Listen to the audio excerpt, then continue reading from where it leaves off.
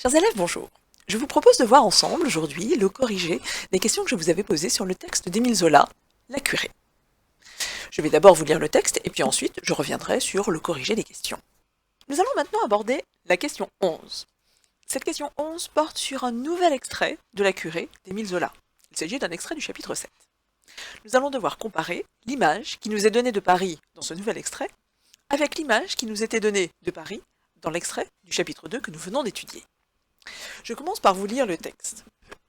3 mois plus tard, par une de ces tristes matinées de printemps, qui ramènent dans Paris le jour bas et l'humidité sale de l'hiver, Aristide Sacquard descendait de voiture, place du Château d'Eau, et s'engageait avec 4 autres messieurs dans la trouée de démolition que creusait le futur boulevard Prince-Eugène.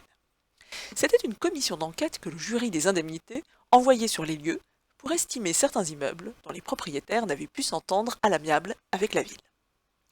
Le chemin où ces messieurs s'engagèrent était affreux. Il avait plu toute la nuit. Le sol détrempé devenait un fleuve de boue, entre les maisons écroulées, sur cette route tracée en pleine terre molle, où les tombereaux de transport entraient jusqu'au moyeu. Aux deux côtés, des pans de murs, crevés par la pioche, restaient debout. De hautes bâtisses éventrées, montrant leurs entrailles blafardes, ouvraient en l'air leurs cages d'escalier vides, leurs chambres béantes, suspendues, pareilles aux tiroirs brisés de quelques grands vilains meubles. Rien n'était plus lamentable que les papiers peints de ces chambres, des carrés jaunes ou bleus qui s'en allaient en lambeaux, indiquant, à une hauteur de 5 et 6 étages, jusque sous les toits, de pauvres petits cabinets, des trous étroits où toute une existence d'homme avait peut-être tenu. Sur les murailles dénudées, les pans de cheminée montaient côte à côte, avec des coudes brusques, d'un noir lugubre. Une girouette, oubliée, grinçait au bord d'une toiture, tandis que des gouttières à demi détachées pendaient pareilles à des guenilles. Ces messieurs, avec leurs bottes bien cirées, leurs redingotes et leurs chapeaux de haute forme, mettaient une singulière note dans ce paysage boueux, d'un jaune sale, où ne passaient que des ouvriers blêmes, des chevaux crottés jusqu'à l'échine, des chariots dont le bois disparaissait sous une croûte de poussière. Vous voyez que ce texte commence par l'indication d'une ellipse temporelle. L'action se situe 3 mois plus tard, comme nous l'indique le connecteur temporel. Alors ce n'est pas 3 mois qui suivent le chapitre 2, puisque vous voyez qu'entre-temps, il s'est écoulé 5 autres chapitres. Donc c'est 3 mois plus tard, c'est-à-dire 3 mois qui suivent ce qui s'est passé juste avant. L'atmosphère n'est plus à la gaieté, puisque l'action se passe par une de ces tristes matinées de printemps. Ce texte est une nouvelle description de Paris.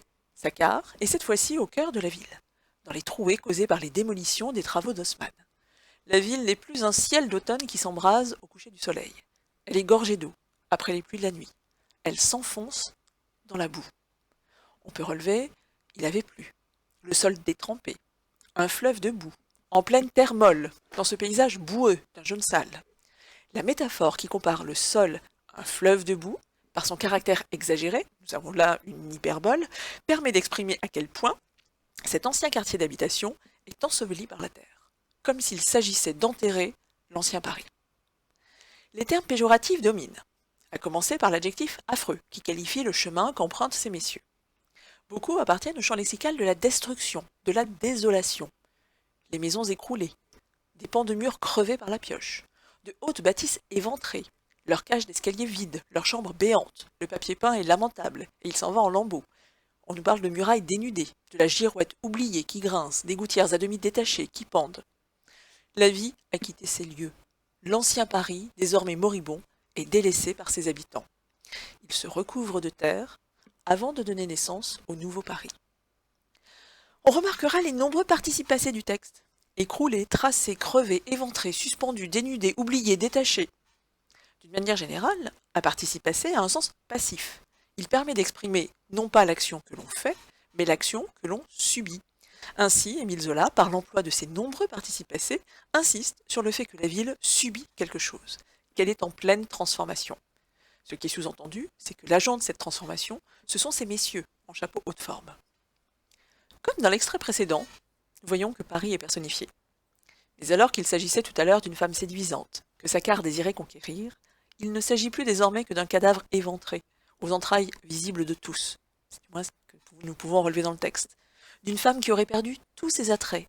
Nous avons le champ lexical du vêtement, du haillon, puisqu'il est question de murailles dénudées et des gouttières qui pendent pareilles à des guenilles. De plus, ce qui reste des anciennes habitations perd ses couleurs. Les entrailles sont blafardes. Les carrés jaunes et bleus des papiers peints s'en vont en lambeaux. Il ne reste plus que les traces laissées par les cheminées, qui sont d'un noir lugubre. Contraste fortement avec la noirceur du lieu, la présence de ces messieurs, tirés à 4 épingles, qui s'aventurent sur le chantier. Ils sont décrits en effet en termes mélioratifs, et se caractérisent par leur propreté et leur élégance. Ils ont des bottes bien cirées, ils portent une redingote et un chapeau haute forme. Ils incarnent le nouveau visage de Paris. Ce sont les alchimistes que nous avons rencontrés dans le premier extrait, qui entendent faire de l'or avec toute cette boue. La boue dont il est question dans le texte, cette boue qui recouvre l'ancien Paris, va devenir de l'or dans la mesure où c'est le nouveau Paris qui va vivre, et nous savons toutes les spéculations financières que ces messieurs en chapeau haute forme vont pouvoir faire.